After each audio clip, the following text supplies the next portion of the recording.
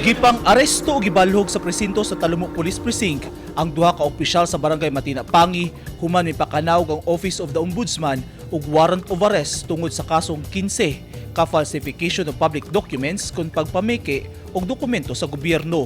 Bit-bit ang warrant of arrest nga gipakanaog ni Regional Trial Court Branch 11 Presiding Judge Nanette Gustilo Limana giaresto sa mga operatiba sa Talumok Police ug Criminal Investigation and Detection Group sila Matina Pangi Barangay Kagawad Julito Riston 57 anyos ug Barangay Treasurer nga si Decima Robelio 34 anyos. Ang desisyon sa ombudsman gipakanaog human ni pasaka og reklamo ang pipila ka concerned citizen sa Matina Pangi. Sa desisyon sa korte, gisaysay niini nga gilapas ni Kagawad Riston ug Barangay Treasurer Robelio ang Article 171 sa Revised Penal Code. Nagrekomenda ang korte og tag-usa ka milyon ug 80,000 pesos nga piyansa sa matag-usa sa mga opisyal nga nagatubang sa kaso. Buot pasabot, ikinahanglan nga makalikom silang duha og 2,160,000 pesos alang sa ilang temporaryong kagawasan samtang itaral sa korte ang kaso.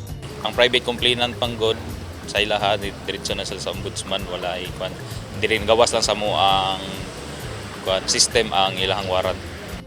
Si Kagawad Riston ang chairman sa Bids and Awards Committee sa Barangay Matina Pangi ug nagsilbi kini sa iyang ikaduhang termino.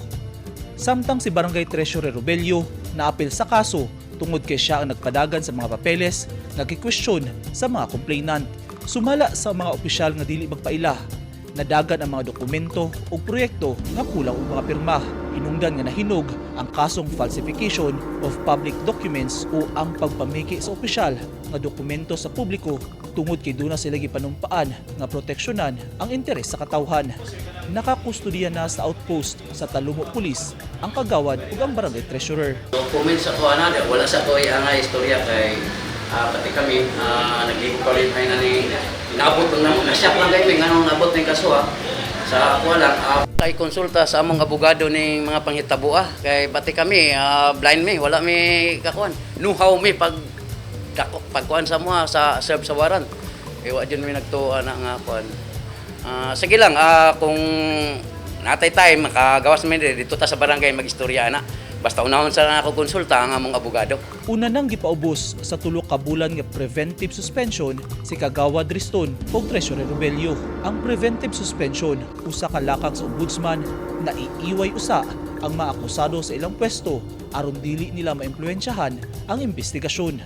Sa pagpalalom sa investigasyon, nakita nga dunay rason nga ipasaka ang kaso sa korte o gisuportahan sa korte ang desisyon sa ombudsman ug mipagawa si Judge Nanette Gustilo Limana og warrant of arrest. Sumala ni Matina Pangi Barangay Captain Benjamin Badon, nagsugod ang kaso batok nilang Kagawad Riston ug Barangay Treasurer Robelio tungod sa mga kulang-kulang nga mga dokumento. Ang kulang dito lack of quorum. Kaya kabuang ko siya kung kagawad may nga firma pagkapot wala firmahe. Wala tayo kanto, wala tayo mga corruption.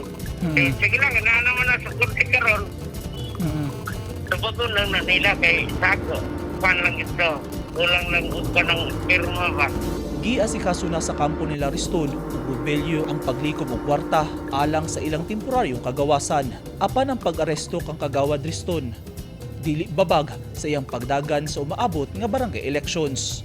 Sumala ni Department of Interior and Local Government 11 Regional Director Alex Roldan, mintas wala pa'y desisyon ng korte sa kaso, pwede pang mudagan si Riston.